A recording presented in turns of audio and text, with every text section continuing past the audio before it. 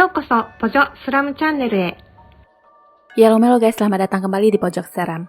Hari ini gue akan menceritakan film dari Jepang yang berjudul Ghost Train. Ayo kita mulai.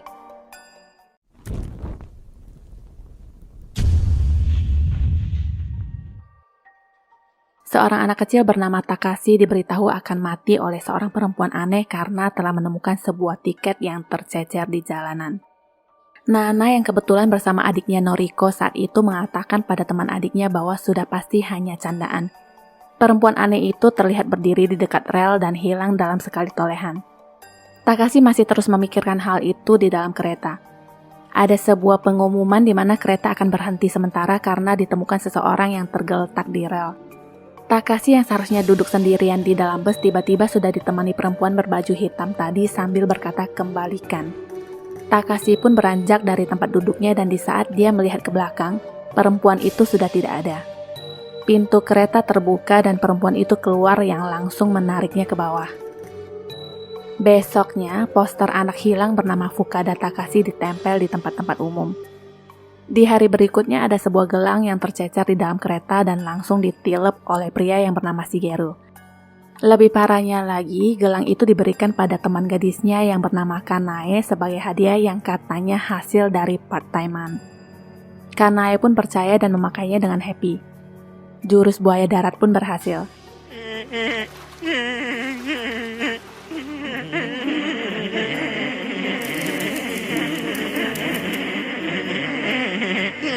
Di rumah, Nana mendapati tas adiknya yang terjatuh dan barang-barang yang berceceran di lantai. Ada sebuah kartu tiket dan di saat Nana membaliknya, dia seakan melihat gambaran terowongan dan bayi di rel kereta. Noriko datang dan berkata dia menemukan di stasiun tetapi lupa mengembalikannya. Nana berkata berikan saja kepadanya karena dia yang akan mengembalikannya. Noriko menganggapnya aneh dan berjalan pergi. Di tempat lain, sebuah kereta yang sedang melaju terhenti karena masinisnya yang bernama Shunichi merasa melihat ada seorang gadis yang tergeletak di tengah rel kereta. Dia pun turun untuk memeriksa dan ternyata tidak ada siapa-siapa di sana. Setelah kejadian itu, Shunichi di-grounded oleh atasannya karena sudah membingungkan ribuan penumpang dan dianggap suka berhayal dengan mengatakan hal yang tidak ada. Shunichi terus meyakinkan atasannya bahwa apa yang dia lihat adalah benar, tetapi tidak ada yang mempercayainya. Besoknya Noriko mengajak Nana untuk pergi ke rumah sakit mengunjungi ibunya, tapi sayangnya Nana sedang ada kerjaan saat itu. Noriko pun akhirnya pergi sendirian ke stasiun sambil mengembalikan kartu tiket kemarin. Di sana juga tertempel foto temannya Takashi yang belum juga ditemukan. Sewaktu Noriko sedang menunggu kereta, dia melihat Takashi yang berjalan lewat di seberang. Noriko pun berencana menghampirinya dengan melewati tangga untuk ke sana. Di tangga itu, dia melewati perempuan misterius yang berpakaian hitam yang berkata, "Kembalikan kepadaku." Malamnya, Nana melihat ada satu pesan di ponselnya dari Noriko yang berkata, "Hari ini aku melihat Takashi di stasiun. Aku akan segera kembali." Sepulangnya Nana, Noriko belum juga ada di rumah. Di sebuah gedung apartemen, Takashi yang sepertinya bukan manusia lagi muncul tiba-tiba dan pulang ke apartemen orang tuanya. Awalnya ibunya yang membukakan pintu merasa senang dia telah kembali. Tapi anehnya, Takashi hanya berkata kembalikan. Ibunya kaget setelah melihat wajahnya yang pelan-pelan mendongak ke atas. Takashi pun terlihat masuk ke dalam dan cerita pindah ke segerombolan abegong ini. Kanae tampak menelepon Shigeru tapi tidak ada jawaban. Akhirnya si mulut ember membocorkan rahasia. Dia berkata sebenarnya gelang itu ditemukan oleh Shigeru di kereta dan mereka pun menertawakannya. Mendengar itu, Kanae pun mencoba mencopot gelangnya tapi tidak bisa. Kembali ke Nana, dia menghampiri apartemen di mana Takashi tinggal dan berharap menemukan adiknya di sana. Dia menyapa dari depan tapi tidak ada jawaban. Nana pun masuk dan mengarah ke balkon yang terbuka. Ada sesuatu yang jatuh di pojokan dan dia berjalan ke sana hanya untuk tahu apa itu. Tidak ada apa-apa di sana, tetapi di atas itu loh, ada sebuah tangan dan seorang anak jatuh ke bawah yang ternyata adalah Takashi dengan wajah yang menyeramkan. Nana pun segera lari dari tempat itu dan tiba-tiba ibu Takashi menabraknya sambil berkata, "Tolong aku, dia bukan Takashi." Kembali ke Kanae, dia pisah dengan kelompoknya dan tiba-tiba melihat Shigeru yang sudah berdiri di stasiun. Kanae pun memanggil dan menghampirinya. Shigeru tampak aneh dengan slow motionnya yang menatap ke arah Kanae, tapi dengan cepatnya sudah di depan Kanae dan mencekiknya. Wajah Shigeru tiba-tiba berubah menjadi hantu perempuan. Kanae yang kaget pun tidak sengaja menendangnya jatuh ke bawah rel dan apesnya dia kelindas kereta yang sedang melaju. Sebelum kelindas, Shigeru sempat berkata kalau Yaiko itu berbahaya. Cerita kembali ke Nana. Mereka sudah berada di kantor polisi tapi Ibu Takashi masih belum bisa ditanyai terkait kondisinya yang masih syok. Ternyata si Kanae juga lagi di sana. Nana dan Kanae sebenarnya teman satu kelas tapi karena tidak akrab, Nana pun memilih untuk tidak menyapanya. Cerita beralih ke Shunichi. Di monitor dia melihat seorang anak perempuan di luar dan segera memeriksanya tetapi tidak menemukan siapapun. Di sana terdengar suara "kembalikan" berkali-kali dan suara teriakan seorang perempuan yang membuat dia takut dan pergi. Di lain tempat, Nana sudah di rumah dan tampak tertidur. Seseorang mengetuk pintu yang sepertinya adalah adiknya Noriko. Lebih persisnya hantu Noriko yang tiba-tiba sudah ada di dalam rumah tanpa membuka pintu. Nana terbangun dan Noriko sudah ada di depan pintu sambil berkata, "Kak, kenapa kau tidak ikut denganku? Kembalikan." Dan ternyata itu hanyalah mimpi. Ponselnya berbunyi yang ternyata dari pihak kepolisian yang mengabarkan info terupdate adiknya. Di pos stasiun, Nana diperlihatkan rekaman CCTV yang merekam adiknya yang berjalan pelan di stasiun. Kalau diperhatikan lagi, ada seorang perempuan yang berpakaian hitam yang mengikutinya dari belakang, tapi hanya terlihat di sebuah layar yang terletak di sampingnya. Menurut petugas setempat, mereka sudah memeriksa daerah tersebut tapi sayangnya tidak menemukannya. Akhirnya Nana sadar juga dengan sosok berbaju hitam di belakang adiknya, tapi Shunichi meyakinkan itu hanyalah boneka kertas iklan. Sesungguhnya dia sendiri juga masih kepikiran dengan apa yang dia lihat sewaktu aktif menjalankan kereta dulu. Di tempat lain, Nana menemui Shunichi untuk menanyakan apa yang dia tahu, tapi dia tetap mengaku tidak tahu dan berjalan pergi. Sewaktu Shunichi sedang mengerjakan tugas-tugasnya, temannya menemuinya dengan berkata, "Mungkin apa yang kau lihat tempo hari itu adalah benar." Di papan itu ditandai beberapa titik yang sering terjadi kecelakaan, yaitu di seputaran terowongan. Dulu katanya sewaktu terowongan itu digali, mereka menemukan sesuatu yang buruk yang menurut temannya itu hanyalah cerita murahan dan sebuah mitos belaka. Nana masih di seputaran stasiun dan melihat hantu wanita itu di balik tiang. Seketika dia mengingat omongan Takashi yang berkata seorang wanita memberitahunya dia akan segera mati karena mengambil tiket itu dan mengaitkan Noriko yang tiba-tiba menghilang juga setelah menemukan tiket. Nana meminta bantuan Shunichi untuk menunjukkan listingan nama-nama orang yang kehilangan barang di seputaran stasiun. Sebuah nama yaitu Aonuma Yaiko tampak mencuri perhatian di mana nama itu memenuhi setiap lembaran di buku tersebut yang kehilangan tiket yang sama. Nana pun semakin mencurigai orang itu ada hubungannya dengan hilangnya Takashi dan Noriko. Shunichi mengatakan tiket yang hilang itu mungkin ada di suatu tempat dan dia pun mencarinya. Di sebuah papan terlihat banyak sekali orang yang dinyatakan hilang dan kalau diperhatikan lebih jelas, terdapat bercak yang sama pada foto wajah mereka. Di saat Shunichi menoleh ke belakang, Nana sudah pergi dengan merobek catatan di buku itu. Di tempat lain, Kanae bertanya pada teman-temannya adakah yang mengenal Yaiko. "Hah, siapa itu?" tanya teman-temannya balik. Kanae pun tidak tahu karena nama itu yang disebut Shigeru terakhir sebelum mengalami kecelakaan. Kanae mulai takut karena merasa mungkin gelang itu ada kaitannya dengan orang yang bernama Yaiko dan terus bertanya siapa dia. Teman-temannya mulai menatapnya dengan tatapan tidak suka dan menuduh dialah yang sengaja mendorong Shigeru pada saat itu. Kanae mengatakan itu tidak benar dan berjalan pergi. Dia mencoba menggunakan tang untuk membuka gelangnya sampai tangannya memar dan tentu saja tidak berhasil. Dia lalu pergi menggunakan kereta dan seorang penumpang lainnya tiba-tiba mengatakan, "Kau seorang pembunuh dan inilah kutukan gelang itu. Kau ingin tahu bagaimana mengakhiri kutukan?" Pria itu menunjukkan tangannya yang juga memakai gelang yang sama lalu memotong tangannya. Kereta memasuki terowongan dan itu semua hanyalah halusinasi saja. Kenyataan orang itu tidak pernah ada. Kanae segera turun dari kereta. Sebuah tangan menarik tangannya sampai terjatuh. Tidak jauh dari sana, hantu perempuan itu muncul dan mengatakan kembalikan. Kanae segera lari dan kebetulan menabrak Nana di sana. Mereka pun pergi ke sebuah kafe. Ini lagi satu, pakai gunting kecil untuk mencoba membuka gelang besi yang sudah pasti hanya buang-buang waktu. Seketika mereka pun menjadi teman baik setelah curhat-curhatan. Cerita loncat ke Shunichi. Dia tidak sengaja menemukan sebuah data dan foto seorang perempuan yang tewas di rel bernama Aonuma Yaeko di sebuah loker yang terbuka milik temannya yang bernama Kawamura. Shunichi pun seketika mengingat apa yang dilihatnya dulu adalah sama dengan perempuan yang ada di buku itu. Kembali ke Nana, dia memperlihatkan kertas catatan tiket hilang di stasiun yang bernama Yaeko dan menceritakan adiknya hilang setelah menemukan tiketnya. Mereka mencurigai gelang yang dipakai Kanae juga adalah milik Yaeko. Nana berkata dia pernah melihat sosok wanita kurus berpakaian hitam dan rambut yang panjang di stasiun. Dia jugalah yang terlihat mengikuti adiknya. Nana juga berkata petugas terminal pasti tahu sesuatu di mana dia terlihat pucat saat memutarkan rekaman CCTV yang menangkap gambar adiknya dulu. Kembali ke Shunichi.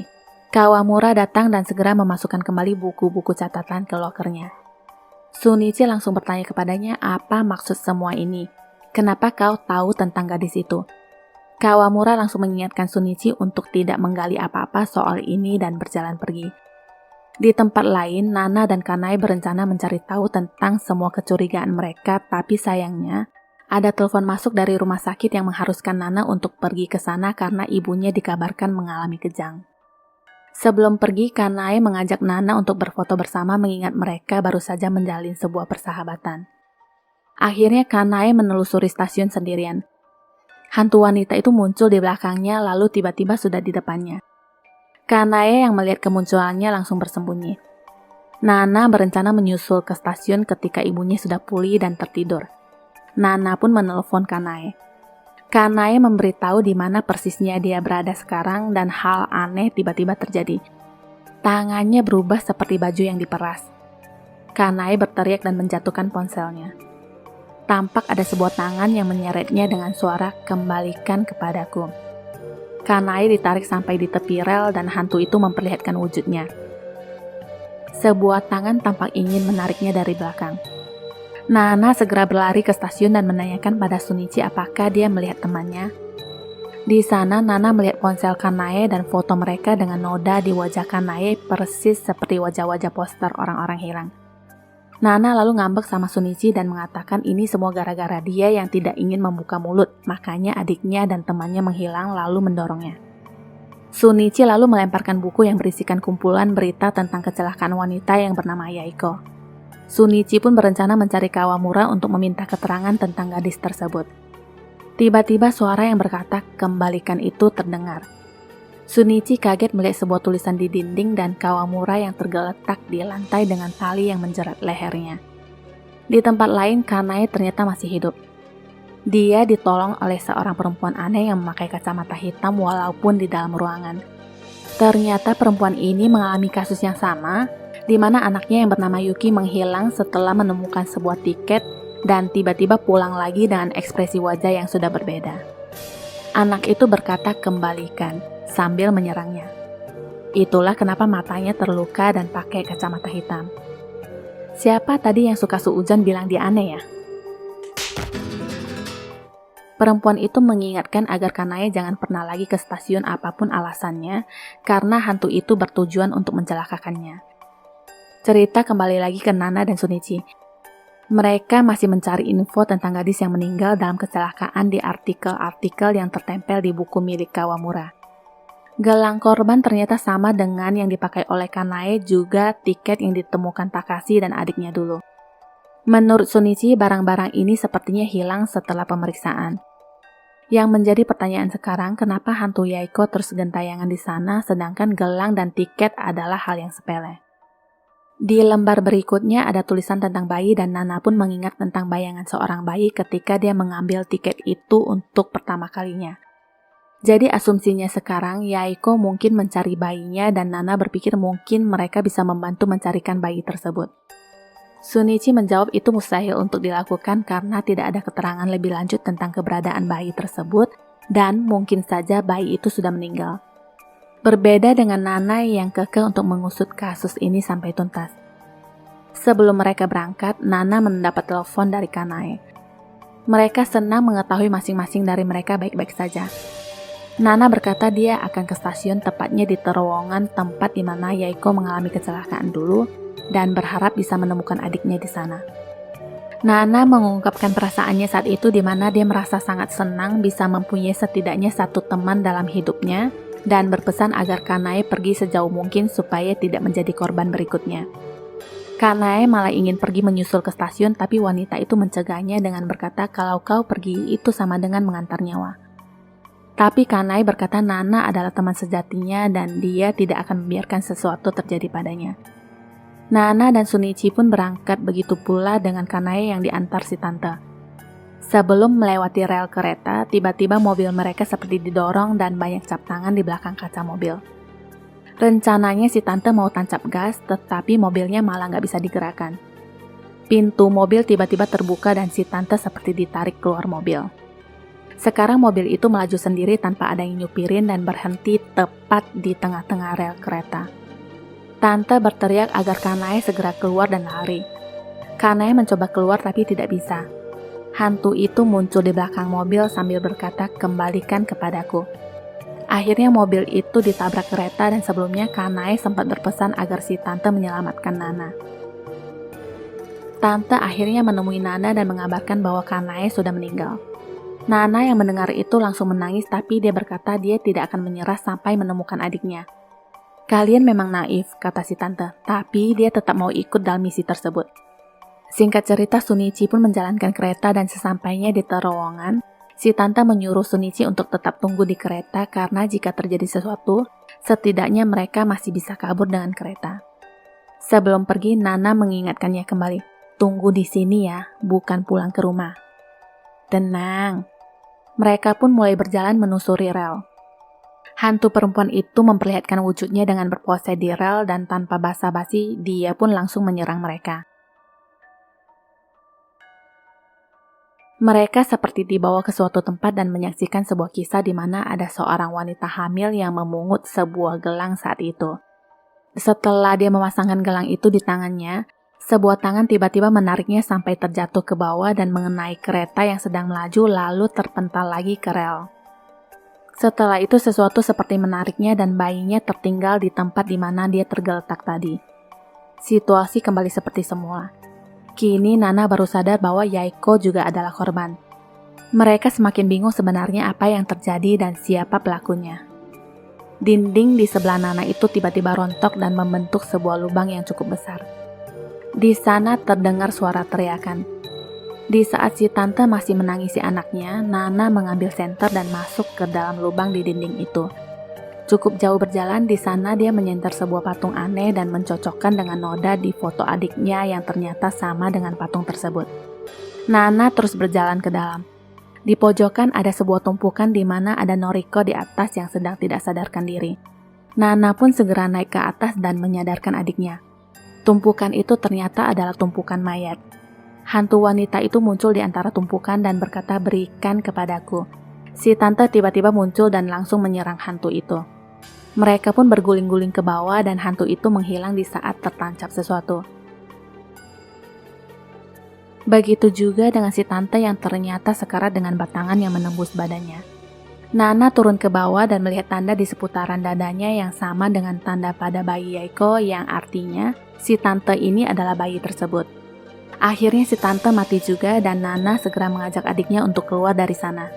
Hantu-hantu lainnya tiba-tiba memenuhi ruangan dan mengejar mereka. Nana terjatuh dan masih bisa bergelantungan. Dia benar-benar terjatuh di saat ada hantu yang tiba-tiba muncul dan melompat ke arahnya. Untungnya dia diselamatkan oleh roh Kanae. Bukan, dia ditarik oleh Shunichi. Yang tadi itu cuma kehaluan si Nana doang ceritanya. Mereka pun segera keluar dari lubang itu dan menggilas semua hantu-hantu yang mengejar mereka. Akhirnya mereka semua selamat dan Shunichi sendiri punya rencana lain.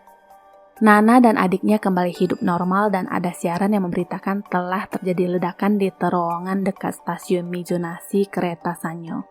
Sebagian terowongan runtuh karena ledakan. Tepat setelah ledakan, seorang pekerja Sanyo ditangkap sebagai pelaku yang bernama Kuga Shunichi yang juga sudah mengakui perbuatannya. Tamat. ご視聴ありがとうございます。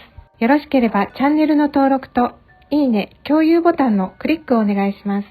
最後に更新の通知ボタンもお忘れなくお願いします。Sampai jumpa.